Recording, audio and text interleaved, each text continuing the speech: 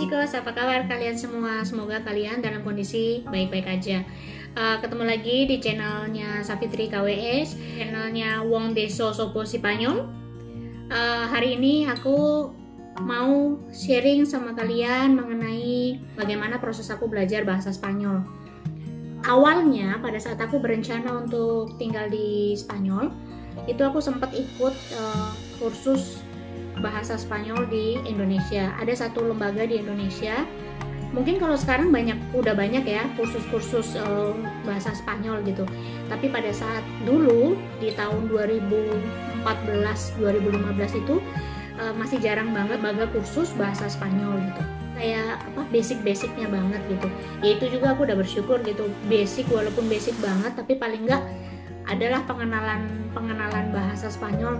Nah, begitu aku sampai di Spanyol ini, sampai di Santander ini, kebetulan di bulan Juni itu biasanya mereka tidak ada kelas bahasa. Itu biasanya baru dibuka setelah bulan September. Pendaftaran sih mungkin kita bisa ya melakukannya itu sekitar bulan-bulan Juli atau Agustus gitu, tapi mulai kelasnya itu di bulan September. Nah, di bulan September tahun 2015, karena kebetulan aku sampai di Spanyol itu bulan Juni 2015. Jadi bulan September 2015 itu aku mendaftar di salah satu NGO. NGO ini memang dia konsen banget untuk membantu imigran-imigran yang tidak bisa berbahasa Spanyol. Jadi mereka memberikan kelas gratis bahasa Spanyol. Di Spanyol ada beberapa, jadi mungkin ini kayak cabang-cabangnya gitu, ada di beberapa provinsi. Cuman kalau di sini itu namanya Cantabria Coge. Itu mereka, nanti aku tampilin di sini.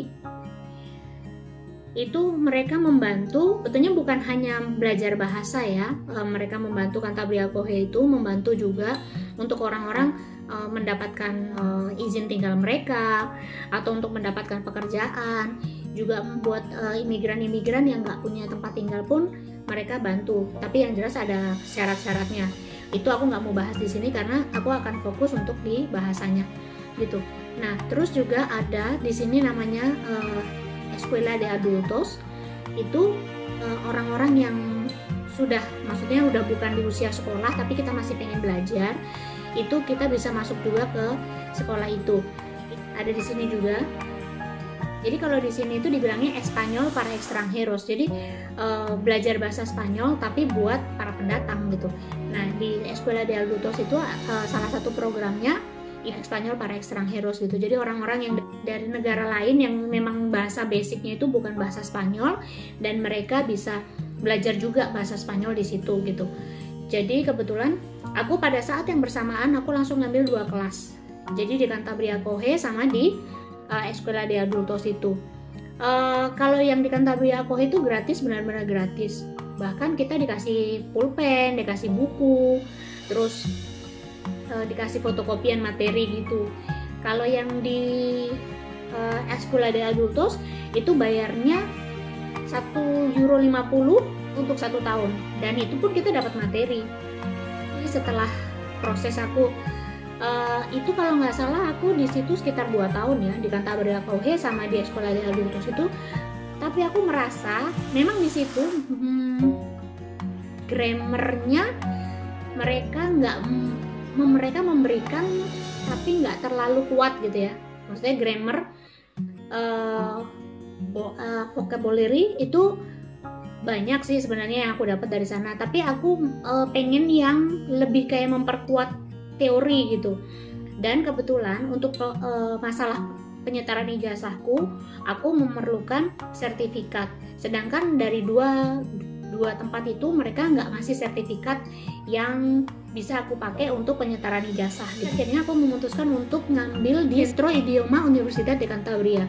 Ada juga mungkin di universitas-universitas yang di Indonesia yang mengadakan kayak sekolah-sekolah bahasa gitu ya. Misalnya kayak mungkin ada yang peminatan bahasa asing mana gitu. Mungkin di universitas-universitas yang ada di Indonesia juga ada juga. Nah, ini juga iya termasuk di Universitas Cantabria. Nah, karena kita juga banyak juga pendatang di sini dan belum berbahasa Spanyol gitu. Akhirnya Universidad de Cantabria bikin juga yang Espanyol para Extranjeros gitu. Nah, akhirnya aku masuk di situ. Aku masuk di Universidad de Cantabria itu 1,5 tahun setelah aku ngambil di 2 sekolah yang tadi. Nah, dari ilmuku yang 1,5 tahun dari dua tempat sekolahku yang pertama, itu aku diuji dong. Biasa kan kalau misalnya kita mau masuk sekolah bahasa itu kan ada placement test. Nah, placement test aku yang di Universidad de Cantabria itu hanya level A2. Jadi aku masuk di Universitas Cantabria itu di center bahasanya itu aku di level A2 gitu. Jadi ya bisa bayangkan lah bagaimana perbedaannya yang di sekolah yang 2 tadi sama yang di Universitas Cantabria gitu. Aku ngambil itu kurang lebih juga sekitar 1,5 tahun. Jadi memang bisa dibilang pada saat aku di tahun pertama sampai tahun ketiga itu aku jor-joran bener untuk masuk kelas bahasa Spanyol. Itu memang benar-benar jor-joran banget gitu. Nah, di Universitas Cantabria itu aku dapat basic grammar yang kuat, itu aku dapat di situ. Terus untuk dapat vocab aku bisa dapat dari 2 sekolah ini gitu. Jadi kayak saling melengkapi lah, dari 3 sekolah ini tuh kayak kalau buat aku sih saling melengkapi gitu. Setelah itu aku pikir sertifikat dari Universitas de Cantabria itu cukup untuk aku penyetaraan ijazah. Ternyata itu salah. Pada saat aku udah kirim berkasku semua ke Madrid, ternyata aku butuh sertifikat lain dari Cervantes atau dari EOI. EOI itu sertifikatnya diakui untuk seluruh Spanyol. Kalau yang dari Cervantes itu diakui internasional. Jadi dimanapun itu bisa dipakai kalau yang dari Cervantes gitu. Nah, akhirnya mau nggak mau aku harus ngambil sertifikat bahasa Spanyol level B2. Ya memang sih pada saat itu udah basicku udah di level B2 yang dari Universitas Cantabria gitu. Tapi les lagi B2 lagi untuk bisa ujian di Cervantes gitu. Nah, jadi aku selain aku di sekolah, aku juga suka untuk ngobrol sama orang, aku suka bertanya dengan orang gitu. Dan banyak banget orang-orang yang membantu aku kayak vocab, karena terkadang bahasa Spanyol itu kaya banget untuk vocabulary-nya, untuk verb-nya itu juga kaya banget gitu. Jadi kadang-kadang aku belum pas gitu menempatkan verb-nya gitu, itu mereka yang koreksi aku gitu. Jadi banyak hal lah. Dan aku juga punya grup pertemanan gitu di sekolah-sekolahku yang dulu. Itu kita juga sering ngobrol, kita sering kayak memotivasi satu dengan yang lain, terus kita juga ngomongnya pakai bahasa Spanyol gitu. Bahkan ada temanku yang walaupun kita bisa sebetulnya berkomunikasi dengan bahasa Inggris gitu, tapi kita lebih memilih untuk bahasa Spanyol. Karena pengalaman-pengalaman yang seperti itu yang memaksa, sebetulnya bisa dibilang kenapa aku bisa buat orang-orang di sini itu bilangnya katanya aku udah bahasa Spanyolku udah oke, udah lumayan gitu. Untuk orang yang baru 5 tahun di sini gitu, itu udah bagus buat mereka.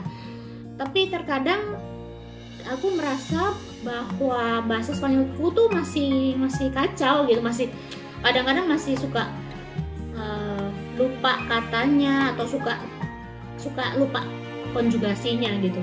Itu tuh banyak banget gitu. Jadi terkadang suka nggak pas gitu naruhnya gitu. Jadi itu lah yang kadang-kadang mereka suka koreksi. Ya aku bersyukur sih banyak banget orang-orang yang bantu aku gitu.